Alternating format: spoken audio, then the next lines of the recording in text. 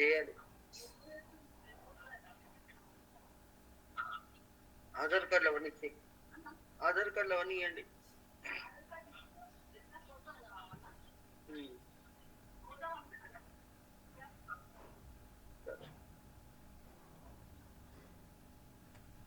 Good morning sir. Yeah good morning అండి. Good morning sir. Good morning sir. Very good morning అండి.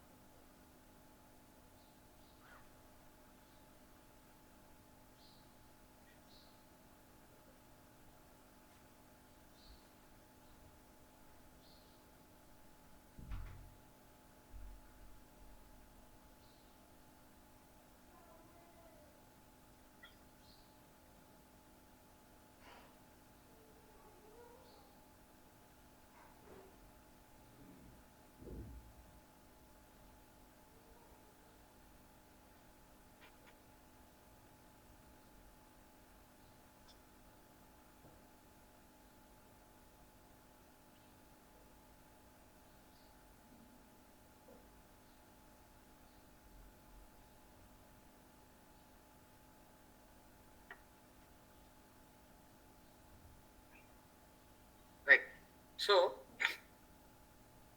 today we will discuss about the mediations. Okay. See, the mediation is one of the platform of alternative dispute resolution. Okay. ADR అనే subject ఉంటుంది మీకు 5th సెమ్లో. దాంట్లో ఈ mediations అనేది వస్తాయి. So ఈ mediation ఏంటి అని అంటే it is a centre which is established by the state government are a central government to resolve the cases apart from the courts. అంటే కోర్ట్స్లో అందరూ ప్రెషర్ పెట్టకుండా ప్రతి ఒక్కరు కోర్టుకి వెళ్ళాలి. ఇష్యూస్ రాగానే కోర్టుకి వెళ్తారు కదా, ఆ కోర్టుకి వెళ్ళకుండా లేదా కోర్టుకి వెళ్ళిన తర్వాత సివిల్ కోర్ట్స్ వాళ్ళు ఏం చేస్తారు అని అంటే they will give an opportunity to settle the issues out side the court. Okay, that opportunity is been given to the mediations, arbitration, conciliations or lok adalat. Okay, these are the platforms. Okay, but they are established by the government itself, but for the speedy redressal, for the speedy solutions, for the speedy solvation of the cases, they will send it to the mediation center. Okay, so consumer protection యాక్ట్లో కూడా ఒక mediation centre అనేది ప్రతి consumer, district consumer కానీ, state consumer కానీ, central consumer వారికి అటాచ్గా చేసి ఈ మీడియేషన్ సెంటర్ ఉంచటం జరుగుతుంది. ఎప్పుడైతే కన్జ్యూమర్ కోర్టుకి అప్రోచ్ అవుతారో, ఎప్పుడైతే కేసెస్ వేద్దామని, కన్జ్యూమర్ డిస్ప్యూట్ వేద్దామని ఈ పబ్లిక్ ఎవరైతే వస్తారో, ద కంప్లైనెంట్ ఎవరైతే వస్తారో, they will give an opportunity to settle the case outside that Consumer Protection Act. That outside place is called as a mediation center. Okay, ఈ mediation center అనేది it is established by the state government or the central government.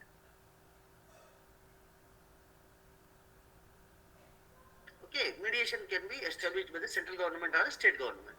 See, this establishment of consumer mediation cell is been explained under section 74 of consumer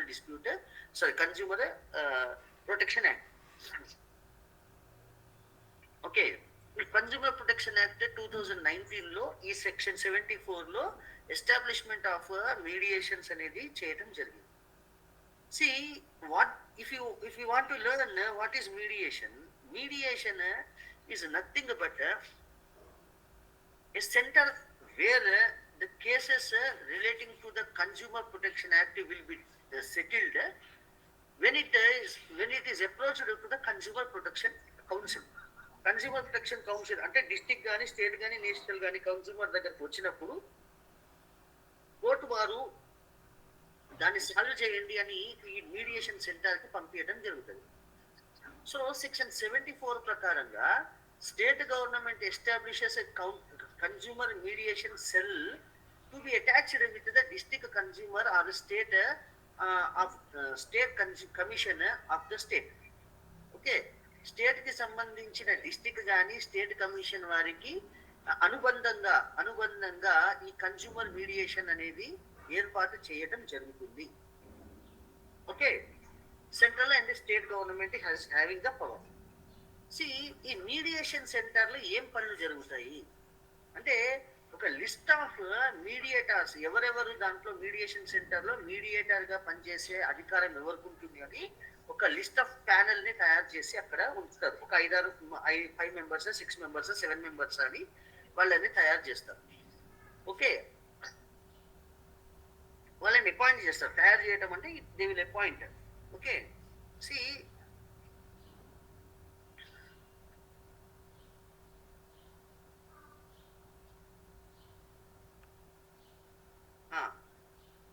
చెప్తానండి. Okay, so ఈ mediators qualifications ఏంటి అనేది నేను మళ్ళీ చెప్తాను మీకు, you don't worry. Okay, అంటే ఇక్కడ మీడియేషన్ సెంటర్ ఏం పని చేస్తుంది, what is the consumer mediation cell ఎలా మెయింటైన్ చేస్తే చూద్దాం. దాని తర్వాత will go to that. Okay, so list of mediators will be appointed by the government, respective governments, state or central governments appoint చేస్తారు. Appoint చేసి ఆ మీడియేషన్ సెల్లో కూర్చోబెడతారు. దాని తర్వాత ఎన్ని కేసెస్ అయితే స్టేట్ నుంచి, ఎన్ని కేసెస్ నుంచి డిస్ట్రిక్ట్ నుంచి వస్తున్నాయో అనేది ఆ లిస్ట్ ఆఫ్ కేసెస్ వాళ్ళు మెయింటైన్ చేస్తారు. రికార్డ్స్ ఆఫ్ ప్రొసీడింగ్స్, ఏమేం ప్రొసీడింగ్స్ నడుస్తున్నాయి, ఏ స్టేజ్ లో ఉన్నాయి, ఎక్కడి వరకు ఉన్నాయి అనేది ఆ ప్రొసీడింగ్స్, కేసుకి సంబంధించిన ప్రొసీడింగ్స్ అవి కూడా మెయింటైన్ చేయడం జరుగుతుంది. స్పెసిఫిక్ గా ఏది రెగ్యులేషన్స్ గనక ఇస్తే ఆ రెగ్యులేషన్స్ అన్ని కూడా ఈ మీడియేషన్ సెంటర్ లో ఉన్న మీడియేటర్స్ మెయింటైన్ చేయడం జరుగుతూ ఉంటుంది. ఓకే, ఈ మీడియేషన్ సెంటర్ లో ఈ మీడియేటర్స్ ఎవరైతే ఉంటారో they have to submit quarterly report to the district commission, state commission or national commission to which it is attached. ఈ దేనికైతే అటాచ్ చేయబడి ఉన్నదో అంటే స్టేట్ గా, డిస్ట్రిక్ట్ గా, లేకపోతే నేషనల్ కి, కన్జ్యూమర్ ఫోరమ్స్ కి ఈ మీడియేషన్ సెంటర్ అటాచ్ అయి ఉంటుందో వారు ఏం చేయాలంటే every quarterly progress of that mediations అనేది వాళ్ళు పంపిస్తూ ఉండాలి. Okay, so for the purpose of mediation, national commission or the state commission or the district commission they will prepare the names of the mediators to be maintained by the consumer mediation cell. Okay, ఎవరెవరైతే district లో, state లో, nation లో ఈ mediation cell లో పనిచేయాలో వాళ్ళ యొక్క panel ని తయారు చేసి రెస్పెక్టివ్ ఫోరమ్స్ కి పంపించడం జరుగుతుంది. ఓకే, ఈ మీడియేషన్ సెల్ లో ఈ సెలక్షన్ కమిటీలో president and members of the commissions వాళ్ళు కూర్చొని ఈ మీడియేటర్స్ ని సెలెక్ట్ చేయడం జరుగుతుంది. ఒక్కసారి మీడియేట్ అపాయింట్ అయిన తర్వాత మీరు 5 years ఆ మీడియేషన్ సెల్లో పని చేయవచ్చు. ఓకే, మీడియేషన్ సెల్లో మీరు పని చేయవచ్చు. ఈ మీడియేటర్స్ గా ఎవరుంటారు అని అంటే the persons who are familiar or perfect or having is an expert in respective fields. అంటే respective fields in the sense ఏంటి అని అంటే అక్కడ మీకు ఎకనామిక్స్ లో కానీ, సోషల్ కండిషన్స్ కానీ, సొసైటీకి సంబంధించిన కానీ, ఎంఎస్డబ్ల్యూ కానీ, లేకపోతే లా కానీ ఇలాంటి ఫీల్డ్లో ఎక్స్పర్ట్స్ అయి ఉండాలి. మీడియేషన్స్ అంటే ఏ ప్రాబ్లం వచ్చినా కానీ సాల్వ్ చేసే విధంగా వాళ్ళకి ఒక నాలెడ్జ్ అయి ఉండాలి. Okay, so duties of the mediators ఏముంటాయి అని అంటే any person are professional or financial interest okay in the outcome of the consumer dispute. అంటే కన్స్యూమర్ డిస్ప్యూట్ కి సంబంధించి ఏ వ్యక్తికి సంబంధించిన కానీ, ప్రొఫెషనల్ కి సంబంధించిన కానీ, ఫైనాన్షియల్ ఇంట్రెస్ట్ కి సంబంధించిన కానీ అలాంటి అలాంటి ఫీల్డ్ల నుంచి ఆ మీడియేటర్స్ని ఎంచుకోవటం జరుగుతాయి. దాని తర్వాత ఈ ఫీల్డ్లోకి సంబంధించిన కేసెస్ని వాళ్ళు హ్యాండిల్ చేయడం జరుగుతుంది. Okay, right. సో ఈ మీడియేటర్స్ని రీప్లేస్ చేయడం కుదురుతుందా అంటే, ఒక్కసారి అపాయింట్ చేసిన తర్వాత వాడు పర్మనెంట్గా అట్లనే ఉండిపోతారా 5 years వరకు, లేదా మార్చే అవకాశాలు ఉంటాయా అంటే, where the district commission or the state commission or the national commission has the cases maybe is satisfied, okay, on the information furnished by the mediators or the information received from any other person including the parties of the complaint, okay, after hearing the mediator it shall replace such mediator to another mediator center. అంటే ఎవరైనా గనక mediator మీద complaint గనక ఇచ్చినట్లయితే ఈ mediator partial గా చేయట్లేదు, impartial గా చేస్తున్నాడు, సారీ, ఈ మీడియేటర్ ఇంపార్షియల్ గా కాదు పార్షియల్ గా చేస్తున్నాడు, ఒక వ్యక్తికే అతను ఆర్డర్స్ ప్రొడ్యూస్ చేసేటట్టు చేస్తున్నాడు, లేదా ఒక వ్యక్తికే సపోర్ట్ చేస్తున్నాడు అని గనక చేసినట్లయితే ఆ మీడియేటర్ని పిలిచి ఆ చెప్పే మాట వింటారు. విన్న తర్వాత ఈ కమిషన్ వాళ్ళు అవసరమైతే వేరే వేరే మీడియేటర్ సెల్కి రీప్లేస్ చేసే అవకాశము ఉంటుంది. Okay, right. See, if you see the mediation procedures, see, mediator, okay, mediators అనేవాళ్ళు ఈ మీడియేటర్ సెల్లో ఈ డిస్ట్రిక్ట్ కమిషన్ కి attach, district or state commission లేదా నేషనల్ కమిషన్ కి అటాచ్ చేసి బడి ఉన్న దాంట్లోనే పనిచేయాలి. ఓకే, వేరే కన్జ్యూమర్ డిస్ప్యూట్ ఈజ్ రిఫర్డ్ అంటే ఎప్పుడైతే కన్జ్యూమర్ డిస్ప్యూట్ కి సంబంధించిన కేసు కన్జ్యూమర్ కోర్టుకు వస్తుందో వాళ్ళు ఏం చేస్తారంటే మీడియేషన్ సెంటర్ వాళ్ళకి ట్రాన్స్ఫర్ చేయడం జరుగుతుంది. Okay, so the nominee, the person who is nominated for the mediation centre, he will take that case, okay, he will take the case and he will see what are the rights and obligations of the parties ki em rights unnai obligations unnai anedi avi చూడటం జరుగుతుంది. Okay, see the usage of trade gaani if the circumstances give rise to the consumer dispute, okay, అయితే అటువంటి ఆ dispute కి సంబంధించిన guide lines కానీ principles కానీ natural justice తో సంబంధించిన కానీ ఈ మీడియేషన్ సెంటర్ వాళ్ళు దాన్ని బేస్ చేసుకొని దాని ప్రాబ్లమ్ సార్ట్అవుట్ చేసే ప్రయత్నము చేయాల్సి ఉంటుంది. Okay, so the mediators nominated shall conduct mediation within such time in such a manner has may be specified by the regulator. అంటే రెగ్యులేషన్ వాళ్ళు వాళ్ళకి ఏ టైంలో సార్ట్అవుట్ చేసి చేయమంటారో ఆ టైంలో ఆ కేసుని సాల్వ్ చేయాలి, చెప్పిన ప్రకారంగా చేయాలి. అన్ని ఫార్మాలిటీస్ రెగ్యులేషన్ ప్రకారంగా ఏదైతే ఫార్మాలిటీస్ ఉంటే అవన్నీ కూడా ఈ మీడియేటర్స్ అనే వాళ్ళు ఫాలో చేయాలి. Okay,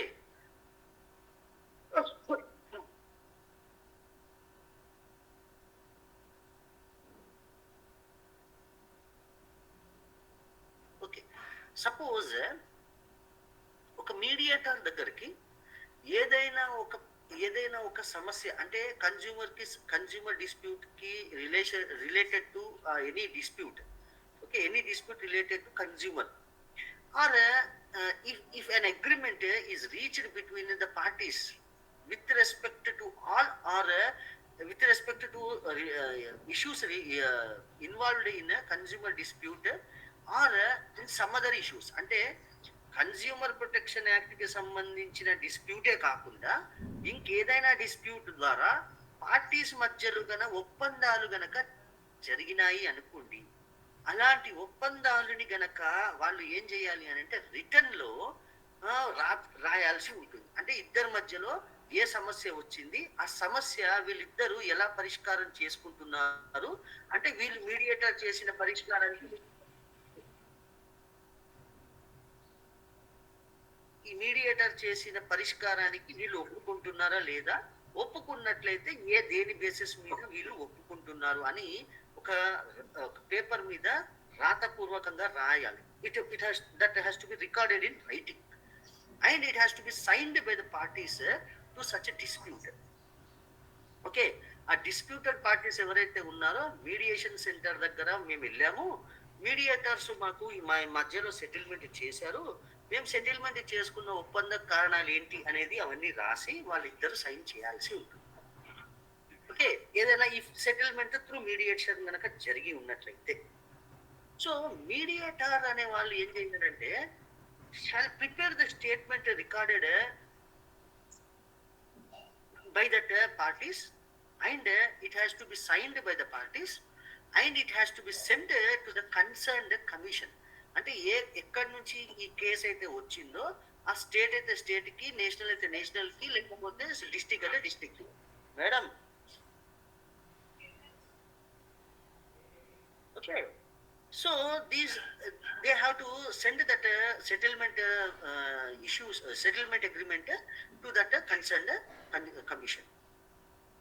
Suppose where no agreement is reached, అంటే అగ్రిమెంటే కాదు, ఇక మీడియేషన్ సెంటర్ వాళ్ళు కూడా ఫెయిల్ అయిపోతారు, వీళ్ళిద్దరి మధ్యలో కాంప్రమైజ్ చేయడం ఎవరి వల్ల కాదు నాయన అని అనుకున్నట్లయితే అలాంటి దానికి కూడా ప్రిపరేషన్స్ చేయాలి. ఏంటి, why they are not able to settle the matter in the mediation center. What is the problem of the parties? Where they are not going to compromise? What is the reason of not getting compromisation between the two parties? అనేది రాతపూర్వకంగా detail గా వాళ్ళు commission వాళ్ళు అవి రాయాల్సి ఉంటుంది, sorry mediator centre వాళ్ళు రాయాల్సి ఉంటుంది. Okay, and the same thing has to be sent to the concerned commission. Got it అండి? అర్థమవుతుందా sir?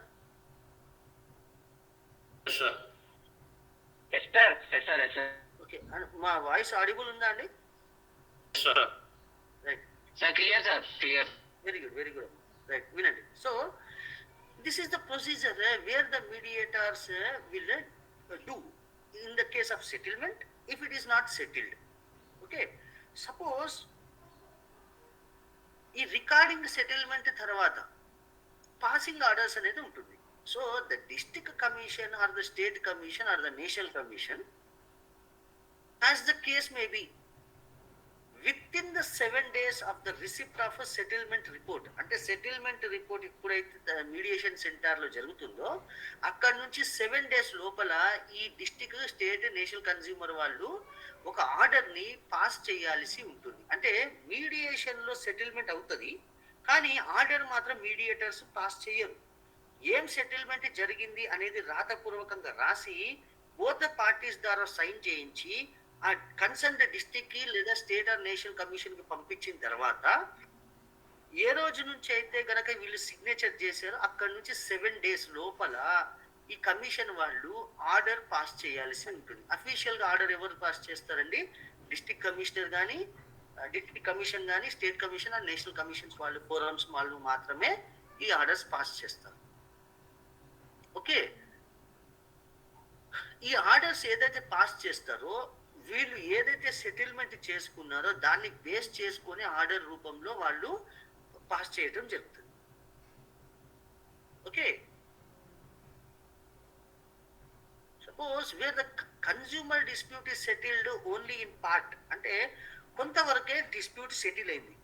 So the district commission వారు లేదా స్టేట్ కమిషన్ వారు వాళ్ళు ఏ ఇష్యూ మీద వాళ్ళు అగ్రీ అవుతున్నారు, ఎప్పటి వరకు వీళ్ళు ఇది నిర్ణయం, అంటే వీళ్ళు ఒప్పందాలు సాగదీస్తారు, అంటే ఎంతవరకు వీళ్ళు ఒప్పుకున్నారు, ఎంతవరకు ఒప్పుకోలేదు అనేది క్లియర్ గా ఆ ఆర్డర్ లో మెన్షన్ చేయడం జరుగుతుంది. ఫుల్ అండ్ ఫైనల్ అయితే కనుక నో ఇష్యూ అండి.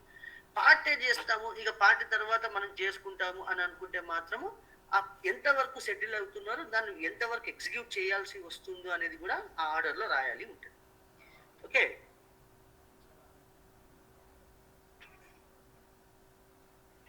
రైట్.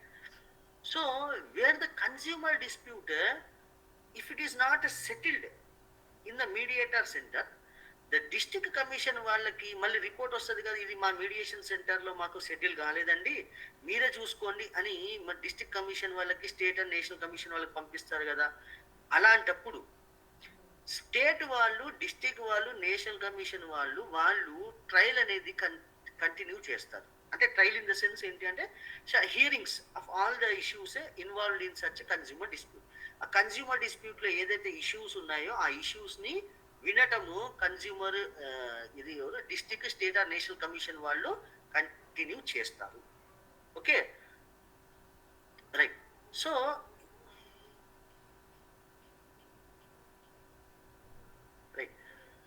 సో ఈ డిస్ట్రిక్ట్ కన్స్యూమర్ డిస్ప్యూట్ రెడ్రెసల్ కమిషన్లో ఎలా ఎస్టాబ్లిష్ అవుతుంది? స్టేట్ గవర్నమెంట్ ఎస్టాబ్లిష్ చేస్తుందని చెప్పాను కదా. State government has power to establish district consumer dispute redressal commission. Okay, ప్రతి డిస్ట్రిక్ట్లో, ప్రతి స్టేట్లో స్టేట్ గవర్నమెంట్ లేదా సెంట్రల్ గవర్నమెంట్ వాళ్ళు ఎస్టాబ్లిష్ చేస్తారు. ఎస్టాబ్లిష్ చేసిన తర్వాత ఈ డిస్ట్రిక్ట్ కమిషన్లో ఎవరు ఉంటారు అంటే ఒక ప్రెసిడెంట్ ఉంటారు. Okay, not less than 2 or nor more such of the members. అంటే ఒక ప్రెసిడెంట్ మరియు 2 ఎక్స్ట్రా మెంబర్స్ ఉండటం జరుగుతారు. అంటే ముగ్గురు ఉంటారు. ఓకే, సో ఈ సెంట్రల్ గవర్నమెంట్ నోటిఫికేషన్ ద్వారా ప్రిస్క్రైబ్డ్ క్వాలిఫికేషన్ ఉన్న వాళ్ళు, ప్రిస్క్రైబ్డ్ మెథడ్ ద్వారా ప్రిస్క్రైబ్డ్ ప్రొసీజర్ని ఫాలో చేసి ఈ ఈ ప్రిస్క్రైబ్డ్ పీరియడ్ వరకు అపాయింట్మెంట్ అనేది జరుగుతూ ఉంటుంది. ఓకే, అంటే సెంట్రల్ గవర్నమెంట్ నోటిఫికేషన్ ఇస్తుందండి. Central government or state government notification ఇస్తుంది.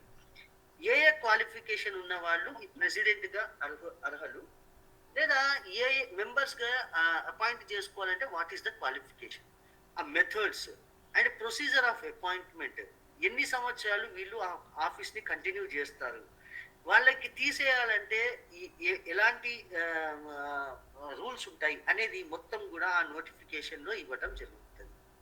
ఓకే, సో ఈ డిస్ట్రిక్ట్ కమిషన్ వాళ్ళు వాళ్ళ యొక్క జ్యూరిస్డిక్షన్, వాళ్ళ యొక్క పరిధి ఎలా డిసైడ్ అవుతుంది అని అంటే basing upon the monetary use. అంటే ఇక్కడ basing upon the product value, basing upon the amount, the cost what the consumer has spent, దాని మీద బేస్ చేసి ఈ జ్యూరిస్డిక్షన్ అనేది డిస్ట్రిక్ట్ వాళ్ళకి అలాట్ చేయడం జరుగుతుంది. సో ఈ డిస్ట్రిక్ట్ కమిషన్ వాళ్ళకి నాట్ ఎక్సీడింగ్ 1 crore rupees, అంటే ఏ ప్రోడక్ట్ అయినా 1 కోటి రూపాయల కంటే లోపల ఉంటే ఆ 1 కోటి రూపాయల లోపల ఉన్న ప్రోడక్ట్స్ కి సంబంధించిన ఎటువంటి డిస్ప్యూట్ వచ్చినా district commissioner district consumer forum కి ఫైల్ చేయవచ్చు. ఓకే, అంటే డిస్ట్రిక్ట్ కన్స్యూమర్ ఫోరం వాళ్ళకి అప్ టు 1 crore అండి. స్టేట్ వాళ్ళకి 1 crore to 10 crores. Okay, nation వాళ్ళకి about 10 crores. This is the jurisdiction given for the consumer forum. Okay, 1 కోటి రూపాయల లోపల ఎటువంటి ప్రోడక్ట్స్ కి గనక డిస్ప్యూట్ ఎరైజ్ అయితే అది డిస్ట్రిక్ట్ కన్స్యూమర్ ఫోరం వాళ్ళకి అప్రోచ్ కావచ్చు. మరి కంప్లైంట్ డిస్ట్రిక్ట్ ఫోరంలో ఎవరు ఎక్కడ వేయవచ్చు, what is the local limits of the jurisdiction అంటే ఆపోజిట్ పార్టీ అంటే ఎవరండి? Who will be the opposite party? Plaintiff.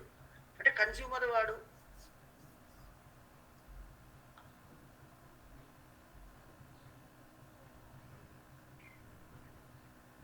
Plaintiff అనేవాడు, కంప్లైనెంట్ అనేవాడు ఈ మ్యానుఫ్యాక్చరర్ మీద గనక కేసు వేయాలి అని అనుకుంటే ఎక్కడెక్కడ వేయవచ్చు అంటే కన్స్యూమర్ ఆర్డినరీగా ఎక్కడైతే రిజైడ్ అవుతాడో అక్కడ వేయవచ్చు. కన్స్యూమర్ అనేవాడు ఎక్కడైతే క్యారీ ఆన్ బిజినెస్ చేస్తాడో అక్కడ వేయవచ్చు. లేదా ఆపోజిట్ పార్టీ మ్యానుఫ్యాక్చరర్ వాడు ఎక్కడెక్కడైతే బిజినెస్ చేస్తాడో అక్కడక్కడ వేయవచ్చు. లేదా మ్యానుఫ్యాక్చరర్ వాడు ఎక్కడ రిజైడ్ చేస్తాడో అక్కడ వేయవచ్చు. లేదా మ్యానుఫ్యాక్చరర్కి ఎక్కడెక్కడ బ్రాంచెస్ ఉన్నాయో అక్కడ వేయవచ్చు. లేదా మ్యానుఫ్యాక్చరర్ ఎక్కడ పనిచేస్తాడో అక్కడ వేయవచ్చు.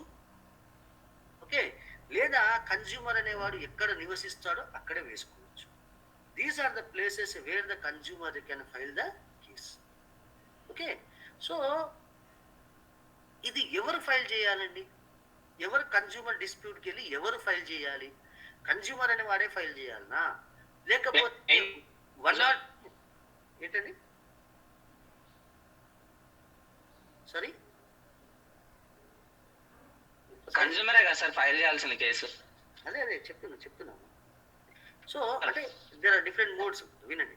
So who may file complaints అనేది సెక్షన్ 35లో చెప్తాడండి. సెక్షన్ 35లో consumer can file the case at the consumer protection council. Okay, to whom such goods are sold or delivered or agreed to sold or deliver. అంటే ఏ వ్యక్తికైనా sale చేసినా, ఎవరు ఏ వ్యక్తికైనా పంపించినా, ఏ వ్యక్తికైనా పంపిస్తా అని అగ్రిమెంట్ చేసుకున్నా, అలాంటి వ్యక్తి ఏదైనా నష్టం జరిగితే కన్జ్యూమర్ ప్రొటెక్షన్ కౌన్సిల్కి వెళ్ళవచ్చు. Okay, or the person who alleges or he gives a complaint regarding unfair trade practice. ఎవరైనా గూడ్స్ అండ్ సర్వీసెస్ కి అన్ఫేర్ ట్రేడ్ ప్రాక్టీస్ ఉందని కంప్లైంట్ ఇస్తే అతను కన్జ్యూమర్ అనేవాడే వెళ్ళవచ్చు. Suppose where there are one or more consumers, ఒకరు లేదా ఒకరి కంటే ఎక్కువ కన్జ్యూమర్స్ కనుక ఉన్నట్లయితే, any of the consumer on behalf of the all consumers can file a case. ఒక 10 మంది 20 మంది ఉన్నారనుకోండి, ఈ 20 మందికి సంబంధించి ఎవరైనా ఒకళ్ళు ఆన్ బిహాఫ్ ఆఫ్ 20 మంది ఆయన పోయి కంప్లైంట్ ఫైల్ చేయవచ్చు. లేదా ఈ కన్జ్యూమర్ డిస్ప్యూట్స్ ని సాల్వ్ చేయడానికి కొన్ని అసోసియేషన్స్ ఉంటాయి, ఆ అసోసియేషన్ కి సంబంధించిన మెంబర్స్ కూడా ఫైల్ చేయవచ్చు.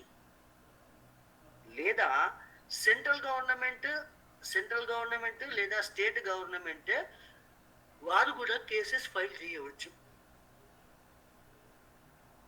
They can also file the cases in the consumer councils.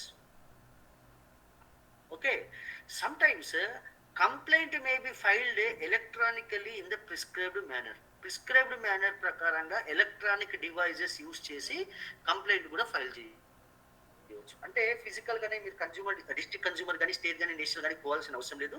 మీరు ఇంట్లో కూర్చొని కూడా కన్జ్యూమర్ ప్రొటెక్షన్ కౌన్సిల్ కి మీరు కంప్లైంట్ ఎలక్ట్రానిక్ ఫామ్ లో కూడా మీరు కంప్లైంట్ ఫైల్ చేయవచ్చు, which is explained under section 35. Okay, సరే మీరు కంప్లైంట్ ఫైల్ చేస్తారు. Who will start the proceedings? ఈ ప్రొసీడింగ్స్ ఎవరు స్టార్ట్ చేస్తారు? అని అంటే ఈ కమిషన్ కి వాళ్ళకి ఒక ప్రెసిడెంట్ 2 మెంబర్స్ ని అపాయింట్ చేశారు కదా, వాళ్ళు ఈ కంప్లైంట్ ని తీసుకొని ప్రొసీడింగ్స్ అనేది స్టార్ట్ చేయడం జరుగుతుంది. Every proceeding before the district commission. Okay, before the district commission, it will be conducted by the president or at least one member sitting together. అంటే ఖచ్చితంగా ప్రెసిడెంట్ గారు ఉండాలా, ప్రెసిడెంట్ తో పాటు ఈ ఇద్దరిలో నుంచి కనీసం ఒక్క వ్యక్తి అయినా గనక కూర్చొని ఆ మ్యాటర్ ని ప్రొసీడింగ్ ని స్టార్ట్ చేయవచ్చు. ఓకే, సో అంటే డిస్ట్రిక్ట్ కన్జ్యూమర్ ఫోరంలో ఎంతమంది ఉంటారని 3 ఉంటారు, ప్రెసిడెంట్ అండ్ 2 మెంబర్స్ ఉంటారు. ఓకే, ఈ 2 మెంబర్స్ లో నుంచి కనీసం ఒక మెంబరు ఒక ప్రెసిడెంట్ ఇద్దరు కూర్చొని ప్రొసీడింగ్ ని స్టార్ట్ చేయొచ్చు. అంతేగాని సింగిల్ గా ప్రెసిడెంట్ ఒక్కడు మాత్రమే ప్రొసీడింగ్ ని స్టార్ట్ చేసే అధికారం లేదు. Okay, suppose where a member for a reason is unable to conduct a proceeding. Okay, then the president and other members shall continue the proceeding from the stage at which it was heard and previous heard. అంటే suppose president గారు లేరు, 2 మెంబర్సే ఉన్నారు. ఆ 2 members కొంచెం proceeding start చేశారు, దాని తర్వాత ఆపేశారు. ఎందుకు ఆపేశారు అనేది ఒక మెంబరు మళ్ళీ ఇంకొక ప్రెసిడెంట్ కూర్చొని అక్కడ నుంచి కంటిన్యూ చేసే అధికారం కూడా వాళ్ళకి ఉంటుంది. Okay, so powers of district commission గనక చూసుకున్నట్లయితే, ఎప్పుడైతే on the receipt of complaint అనేది డిస్ట్రిక్ట్ కమిషన్ వారికి వస్తుందో, అంటే అడ్మిట్ చేసుకుంటారో,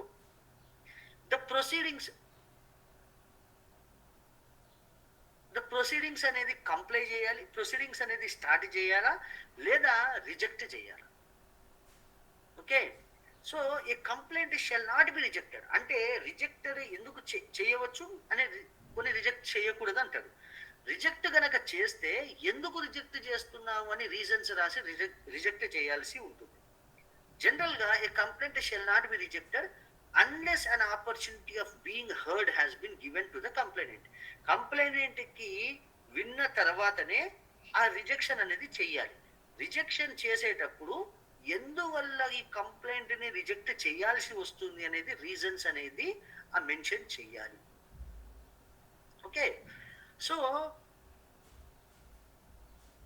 ఈ కంప్లైంట్ అనేది ఎన్ని రోజులలో యాక్సెప్ట్ చేయాలండి అంటే, ఈ complaint shall be accepted with in 21 days from the date on which the complaint was filed. ఎప్పుడైతే మీరు కంప్లైంట్ ఫైల్ చేస్తారో అక్కడ నుంచి 21 రోజుల్లో ఆ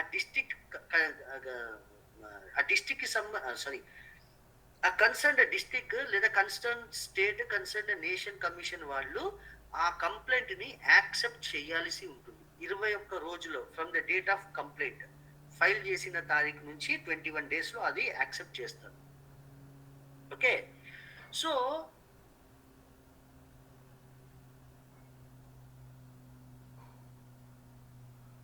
ఓకే సపోజ్ 21 days లోపల డిస్ట్రిక్ట్ కమిషన్ వారి దగ్గర నుంచి ఎటువంటి ఇన్ఫర్మేషన్ రాకపోయినా డీఎండ్ పొజిషన్ ఏం తీసుకోవాలి, మీ కంప్లైంట్ ఆ కన్స్యూమర్ కోర్ట్ వాళ్ళు యాక్సెప్ట్ చేశారు అని అనుకోవాల్సిందే. ఓకే, రాకపోయినా లేదా వాళ్ళు చెప్తారు 21 days లోపల బాబు మీకు డిస్ట్రిక్ట్ కన్స్యూమర్ ఫోరం మీ కంప్లైంట్ యాక్సెప్ట్ చేసింది, మిమ్మల్ని త్వరలో మేము పిలుస్తాము అని ఒక నోటీస్ ఏదో వస్తుంది. ఇన్ కేస్ ఎటువంటి నోటీసెస్ రాలేదనుకోండి, మీరు ఏమనుకోవాలా, డిస్ట్రిక్ట్ కన్స్యూమర్ ఫోరం వాళ్ళు ఖచ్చితంగా యాక్సెప్ట్ చేశారు, దానికి సంబంధించి మనకి ఇన్ఫర్మేషన్ వస్తుంది అని అనుకోవాలి. ఓకే, ఇప్పుడు చూడండి, ఎప్పుడైతే డిస్ట్రిక్ట్ కన్స్యూమర్ వాళ్ళకి ఈ 21 days తర్వాత డిస్ట్రిక్ట్ కన్స్యూమర్ వాళ్ళు యాక్సెప్ట్ చేస్తారు, at the first hearing of the complaint అంటే ఫస్ట్ టైం కోర్టు వారు ఆ స్టేజ్ ఆ కంప్లైంట్ ని తీసుకున్నప్పుడు, లేదా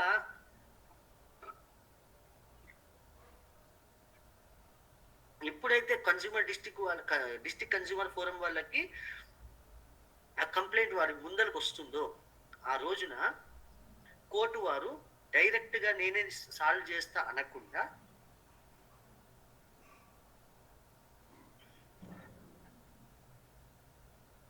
ఒక్క నిమిషం అండి,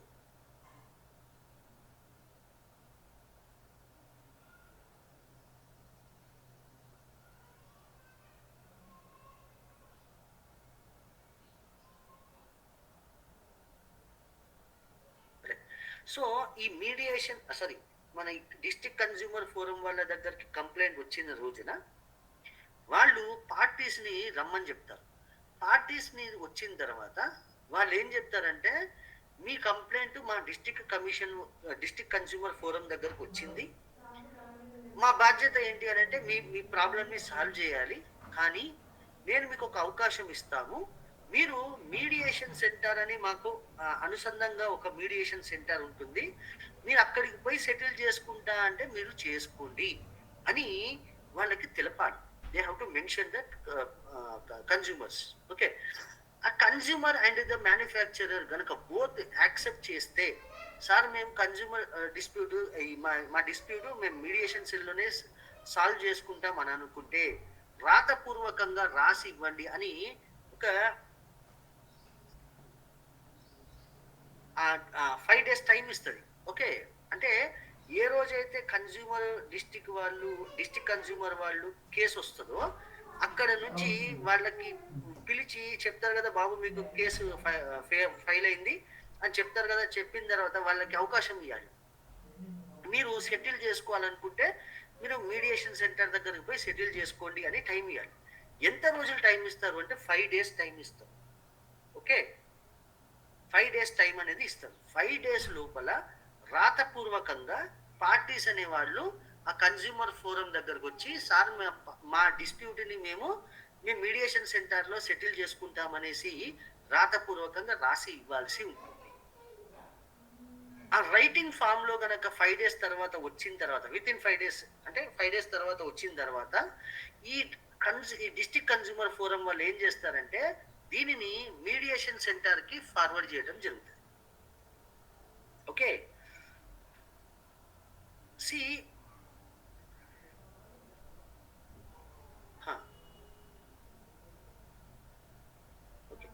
See, suppose in mediation center, if suppose the complainant are not ready to solve it in the mediation center, అసలు మాకు మీడియేషన్ వద్దు సార్, మాకు ఆ మీడియేషన్ సెంటర్ పోయినా కానీ మాకు కంప్లైంట్ సాల్వ్ కాదు, మీరు దయచేసి మీరే చేయండి అని అంటే అప్పుడు ఇమీడియట్ గా డిస్ట్రిక్ట్ కన్స్యూమర్ ఫోరం వాళ్ళు వాళ్ళ హియరింగ్స్ స్టార్ట్ చేస్తారు. Suppose if the parties are referred to the mediation center కి వెళ్తాం సార్, మేము అక్కడే చూసుకుంటాం అని అనుకుంటే వాళ్ళని ఆ కేసుని మీడియేషన్ సెంటర్ కి పంపించడం జరుగుతుంది. సరే, ఇప్పుడు మీడియేషన్ సెంటర్ దగ్గరికి కంప్లైంట్ పోయింది అనుకుంది. ఓకే, అంటే ఎట్లా పోతుంది? డిస్ట్రిక్ట్ కన్స్యూమర్ ఫోరం వాళ్ళు ఏం చేస్తారు అంటే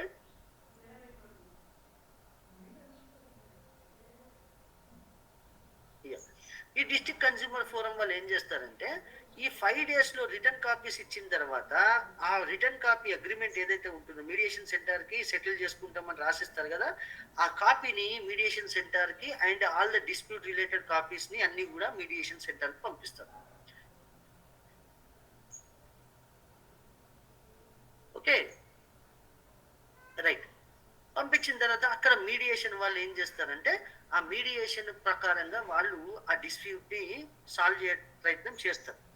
సపోజ్ ఫర్ ఎగ్జాంపుల్ అసలు మాకు మీడియేషన్ సెంటర్కి పోవాల్సిన అవసరమే లేదు, మేము పోము అని అన్నారు అనుకోండి.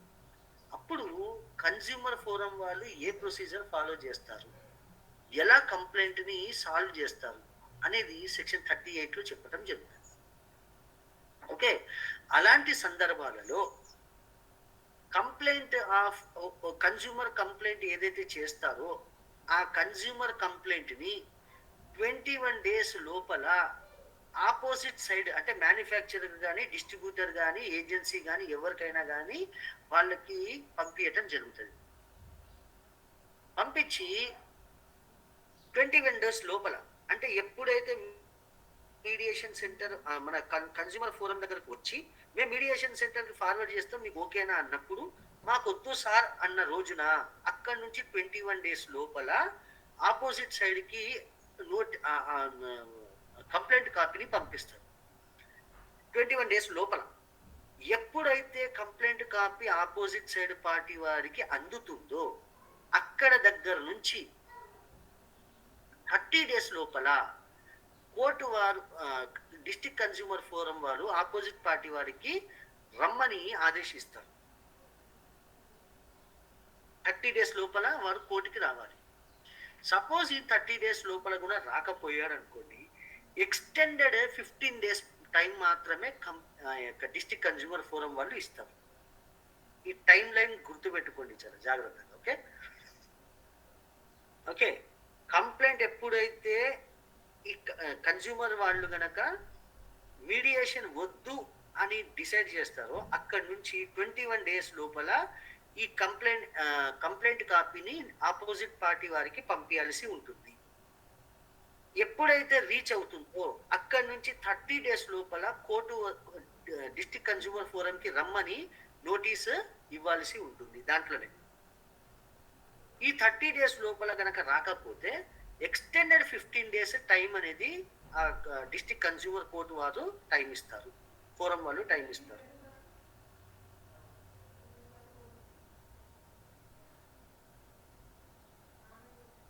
Okay, then district consumer forum if opposite party గనక డిస్ట్రిక్ట్ కన్స్యూమర్ ఫోరం దగ్గరికి వచ్చి ఆ డిస్ప్యూట్ ఏదైతే ఉందో దాన్ని డినయల్ చేస్తే, కన్స్యూమర్ చెప్పేది తప్పు, కన్స్యూమర్ కి అసలు మేము లయబుల్ లేము అని గనక ఏమైనా చెప్పినట్లయితే అప్పుడు డిస్ట్రిక్ట్ కన్స్యూమర్ ఫోరం వాళ్ళు ఏం చేస్తారు అని అంటే, మీరు ఒక సెటిల్మెంట్ వెళ్ళడానికి మీరు ఒక్కసారి ప్రయత్నించుకోండి అని ఛాన్స్ ఇవ్వడం జరుగుతుంది. Okay, see if a complainant alleges a defect in the goods, okay, ఈ ఈ ఏదైనా గూడ్స్ మీద గనక కంప్లైనెంట్ అనేవాడు ఎలిజి చేస్తే, ఆ డిటర్మినేషన్ అంటే ఈ వీడు ఏదైతే కంప్లైంట్ రేజ్ చేస్తున్నారో దానిని ప్రాపర్ అనాలిసిస్ కానీ, టెస్ట్ ద్వారా కానీ, శాంపుల్స్ ద్వారా కానీ, లేదా ఆ కంప్లైంట్ ఇచ్చిన మెజర్మెంట్స్ మీద కానీ ఇవి నిర్ణయం తీసుకోలేము అనుకున్నప్పుడు, అలాంటి సందర్భాలలో అంటే కొన్ని సందర్భాలు ఏమన్నాడంటే, ఏదైనా గూడ్స్ కానీ డిఫెక్ట్ ఉన్నది అని కన్జ్యూమర్ చెప్పగానే ఓ డిఫెక్ట్ ఉందా అని డైరెక్ట్గా ఒప్పుకోదు. ఆ డిఫెక్ట్ ఉందా లేదా అని ఎనలైజ్ చేయాల్సి వస్తుంది, లేదా టెస్ట్ చేయాల్సి వస్తుంది, లేదా శాంపుల్ ఆఫ్ ద కంప్లైనెంట్ని తీసుకొని దానిని ల్యాబొరేటరీకో ఎక్కడికొక్కడ పంపించాల్సి వస్తుంది. ఆ రిజల్ట్స్ ఆఫ్ దాన్ని బేస్ చేసుకొని కన్జ్యూమర్ డిస్ప్యూట్ కన్జ్యూమర్ కోర్టు వారు నిర్ణయం తీసుకునే అవకాశం ఉంటుంది. అర్థమవుతుందా? ఓకే, అలాంటి గూడ్స్, అలాంటి డిఫెక్ట్స్ అంటే శాంపుల్స్ కానీ, ల్యాబొరేటరీకి కానీ, లేకపోతే ఇంకేదైనా రీసెర్చ్ కానీ ఏదైనా చేయాల్సి వస్తుంది సార్, చేసిన తర్వాతనే ఈ ప్రోడక్ట్ డిఫెక్ట్ ఉందా లేదా తెలుస్తుంది సార్ అన్నప్పుడు, అలాంటి సందర్భాలలో కోర్టు వారు 45 days time to settle that dispute 45 days time ఇవ్వడం జరుగుతుంది. అంటే మ్యానుఫ్యాక్చరర్ ఏమంటారు, నా ప్రోడక్ట్ బాగానే ఉంది, ఈయననే ఖరాబ్ చేసుకున్నాడు అని అనుకుంటే, ఇవి ఎవరి ద్వారా ఖరాబ్ అయిందో అని రిసెర్చ్ అండ్ అనాలిసిస్ చేయడానికి 45 days టైం కోర్టు వారు నిర్ణయించడం జరుగుతుంది. ఈ విత్ ఇన్ 45 days అంటే శాంపుల్స్ అనేది ల్యాబొరేటరీకో కానీ, లేకపోతే ఏది మన రీసెర్చ్ అండ్ డెవలప్మెంట్ సెంటర్కి కానీ, లేకపోతే మ్యానుఫ్యాక్చరింగ్ ఎనలైజింగ్ సెంటర్కి కానీ, అలాంటి దానికి పంపించి 45 days టైం ఇస్తారు. ఈ 45 days టైం లోపల ఆ రీసెర్చ్ ల్యాబొరేటరీకి సంబంధించిన రిజల్ట్స్ అనేది డిస్ట్రిక్ట్ కన్జ్యూమర్ ఫోరం వారికి పంపించాల్సి ఉంటుంది. ఓకే, గాట్ ఇట్ అండి. దాన్ని బేస్ చేసుకున్న తర్వాతనే కోర్టు వారు వారి యొక్క నిర్ణయాన్ని తెలపడం జరుగుతుంది. గాట్ ఇట్ అండి.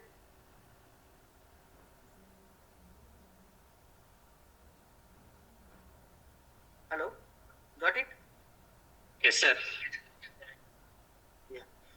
సో రైట్ అండి.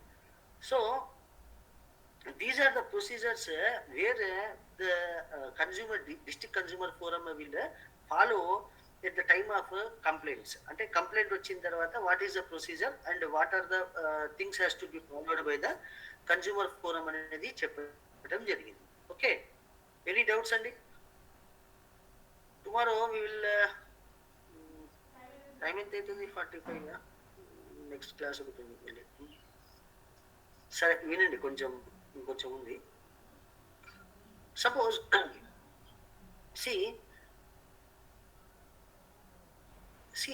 ప్రొసీడింగ్స్ కండక్టెడ్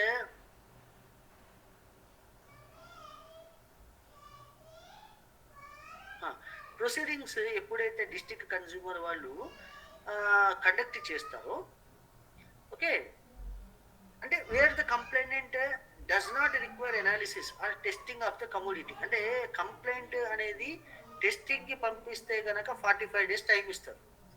లేదా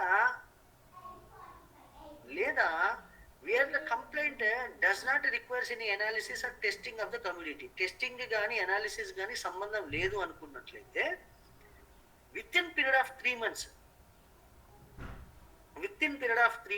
from the date of receipt of the opposite party, అంటే మ్యానుఫ్యాక్చరర్ కి గనక నోటీస్ ఇచ్చిన 3 నెలల్లో ఈ కంప్లైంట్ అనేది క్లోజ్ చేసేయాలి. Okay, suppose if the complaint అనేది requires testing or analysis, testing కానీ ఎనాలిసిస్ అవసరం పడితే 5 months లోపల ఆ కేసుని కంప్లీట్ చేయాలి.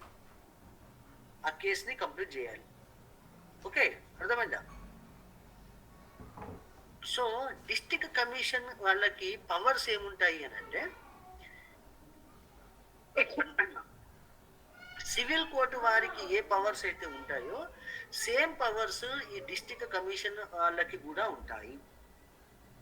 ఓకే, ఒక సూటులో, సివిల్ సూటులో కోర్టు వారు ఎలా అయితే ప్రక్రియ ఫాలో చేస్తారో, ప్రొసీజర్స్ ఫాలో చేస్తారో, the same procedures will be followed in the district commissioner. District consumer ఫోరంలో కూడా అదే ప్రొసీజర్ ఫాలో చేస్తారు.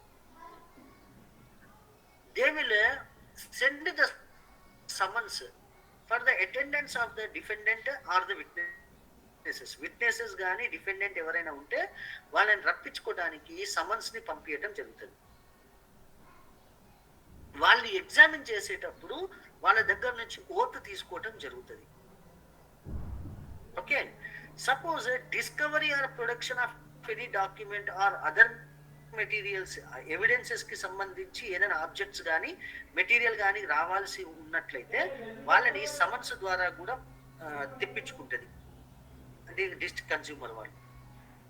ఓకే, ఏ ఎవిడెన్సెస్ తీసుకున్నా it will take on the basis of affidavits, receiving the evidences on affidavits. Okay, evidences ఏదున్నా కానీ affidavits ద్వారానే వాళ్ళు తీసుకోవటం జరుగుతుంది. సో సమ్టైమ్స్ కమిషన్స్ గనక రిక్వైర్ అయితే విట్నెసెస్ కానీ డాక్యుమెంటేషన్ ని కానీ ఎగ్జామిన్ చేయడానికి కోర్టు వారు కమిషనర్స్ ని అపాయింట్ చేయాల్సి అవసరం ఉంటే కమిషనర్ ని కూడా అపాయింట్ చేస్తారు. అంటే కొన్ని సందర్భాల్లో ఎలా ఉంటాయంటే విట్నెస్ రాని పక్షాన, అంటే విట్నెసెస్ అనేవాడు రాలేడు. ఓకే, ఎందుకు రాలేడు అనేది సివిల్ ప్రొసీజర్ లో చెప్తాడు. ఎందుకు రాలేడు అని అంటే ఇల్ హెల్త్ కండిషన్ వల్ల విట్నెసెస్ రాలేడు, సాక్షి రాలేడు, లేదా విట్నెస్ అనేవాడు he is engaged in any other official duties లో వారు ఎంగేజ్ ఉన్నప్పుడు ఈ కోర్టుకి రాకపోవచ్చు. వెన్ ద రిలీజియస్ పర్మిషన్స్ గనక లేనప్పుడు వాళ్ళు రాకపోవచ్చు. అంటే పర్దానషిన్ ఉమెన్స్ గనక ఉన్నారనుకోండి వాళ్ళు కోర్టుకి రాకపోవచ్చు. అలాంటి సందర్భాలలో కోర్టే వాళ్ళ ఇంటికి పోతుంది, అంటే కోర్టే వాళ్ళ దగ్గరికి పోతుంది. అంటే కోర్టు డైరెక్ట్ పోదు కాబట్టి కోర్టు తరపు నుంచి ఒక వ్యక్తిని నిర్ణయించి ఆ వ్యక్తికి ఏం చెప్తాడు అంటే, మీరు పోయి కోర్టు బదులుగా ఎవిడెన్సెస్ ని గ్యాదర్ చేసుకొని విట్నెసెస్ ని ఎగ్జామిన్ చేసుకొని వాళ్ళు ఏం చెప్తారో రాసుకొని రండి అని ఒక వ్యక్తిని అపాయింట్ చేస్తారు. ఆ వ్యక్తిని అపాయింట్ చేసే వ్యక్తినే కమిషనర్ గా కన్సిడర్ చేస్తారు. ఆ కమిషనర్ ఎవరినైతే అపాయింట్ చేస్తారో కోర్టు వారికి సర్టెన్ ఫీజు ని పే చేస్తుంది, ఎక్స్పెండిచర్స్ పోవటానికి రావడానికి ఎక్స్పెండిచర్స్ ఇస్తుంది. వాళ్ళని ఎగ్జామిన్ చేసుకొని ఆ ఎవిడెన్సెస్ ని తీసుకొచ్చి మళ్ళీ డాక్యుమెంట్ కోర్టు వారికి సబ్మిట్ చేయాల్సి ఉంటుంది. సో ఇలా కమిషనర్స్ కూడా అపాయింట్ చేసుకునే అవకాశము ఈ డిస్ట్రిక్ట్ కన్స్యూమర్ ఫోరం వాళ్ళకి పవర్స్ ఉంటాయి. ఓకే, ఇది కాకుండా సెంట్రల్ గవర్నమెంట్ గనక ఇంకేమైనా అదనపు పవర్స్ గనక ఇస్తే ఆ పవర్స్ ని కూడా డిస్ట్రిక్ట్ కన్స్యూమర్ ఫోరం వాళ్ళు ఉపయోగించుకోవచ్చు. సో ఈ డిస్ట్రిక్ట్ కన్స్యూమర్ ఫోరం వాళ్ళు ఆర్డర్స్ గనక ఇస్తే ఎటువంటి ఆర్డర్స్ ఇవ్వచ్చు అంటే, ఆర్డర్స్ ఎటువంటి ఆర్డర్స్ ఇస్తారు అంటే, డిఫెక్ట్ గనక ఉంది కంప్లైంట్ లోనే కరెక్ట్, కంప్లైంట్ చెప్పిందే కరెక్ట్, ఆ ప్రోడక్ట్ లో డిఫెక్ట్ ఉంది అని గనక గ్రహించినట్లయితే remove the defect pointed out, అంటే ఏదైతే డిఫెక్ట్ చెప్పాడో ఆ డిఫెక్టెడ్ పాయింట్ ని రిమూవ్ చేయండి అని ఆ మ్యానుఫ్యాక్చరర్ కి ఆర్డర్ ఇచ్చే అవకాశం ఉంటుంది. లేదా ఈ ప్రోడక్ట్ బదులుగా కొత్త ప్రోడక్ట్ ని ఇవ్వండి అని ఆర్డర్ ఇచ్చే అవకాశం ఉంటుంది. లేదా కోర్టు వారు ఏమంటారు అంటే, అరే బాబు మ్యానుఫ్యాక్చరర్ నీ పైసలు నీ సొమ్ము నువ్వు తీసుకొని వాడి పైసలు వాడికి ఇచ్చేసే విత్ కాస్ట్ ఇంట్రెస్ట్ సహా వాడికి ఇచ్చేసే అని return to the complaint the price and the charges paid, ఏదైతే ప్రైస్ ఇచ్చారో దానికి మ్యానుఫ్యాక్చరర్ దగ్గర నుంచి ఇప్పించే ఆర్డర్ కూడా పాస్ చేయవచ్చు.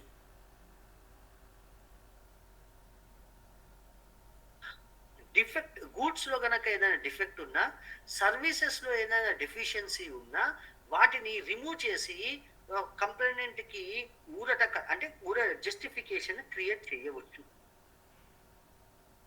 ఓకే, హజారియస్ ఆర్ అన్సేఫ్ గూడ్స్ గనక అమ్ముతున్నారు అని అంటే దానిని స్టాప్ చేయండి లేదా దాన్ని డిస్ట్రాయ్ చేయండి అని ఆర్డర్స్ కూడా కోర్టు వారు పాస్ చేయవచ్చు. ఓకే, అటువంటి హజార్డియస్ కానీ డేంజరస్ గూడ్స్ కనుక ఉంటే దాన్ని సీజ్ చేయమని ఆర్డర్స్ కూడా పాస్ చేయవచ్చు. ఓకే, సపోజ్ కోర్టు వారి దగ్గరికి కంప్లైంట్ గనక కాంపెన్సేషన్ గనక అడిగితే ఎంత కాంపెన్సేషన్ ఇవ్వాలి అనేది కూడా కోర్టు వారు డిసైడ్ చేయవచ్చు. ఓకే, అర్థమైందా? So this is the orders what the consumer forum, district consumer forum can give. Okay, అర్థమైందా అండి? Procedures of complaint taking by the district consumer forum and what are the steps to be followed and what are the procedures and what are the complaints and what are the powers of the district consumer forum అనేది మనము చూడటం జరిగింది. అర్థమైందా? Any doubts అండి? Any doubts? No sir. Right. So we'll continue tomorrow, Nandi. We'll continue with the state and nation complete చేసుకుంటే most of the things we will complete. Okay, so that things we will complete. ఏంటండి sir? ఒక చిన్న doubt sir. చెప్పండి. ఒక doubt ఉంది.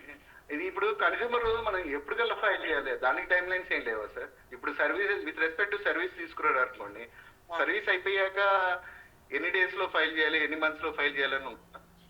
అదే expiry period ఉన్నంత వరకు మీరు లోపల ఫైల్ చేయాలి. అంటే విత్ రెస్పెక్ట్ టు సర్వీస్ అయితే సర్వీస్ కి ఎక్స్పైరీ ఉండదు కదా సార్? ఫ్లైట్ అంటే సర్వీసెస్ కి ఫ్లైట్ టికెట్ బుక్ చేశాను, ఆ ఫ్లైట్ డిలే వల్ల దాని కనెక్ట్ అయింది. అర్థం కాలే. ఇప్పుడు ఫ్లైట్ టికెట్ బుక్ చేశాను సార్, ఫ్లైట్ దానికి కనెక్టింగ్ ఫ్లైట్ టికెట్ బుక్ చేశాను, దాని కనెక్ట్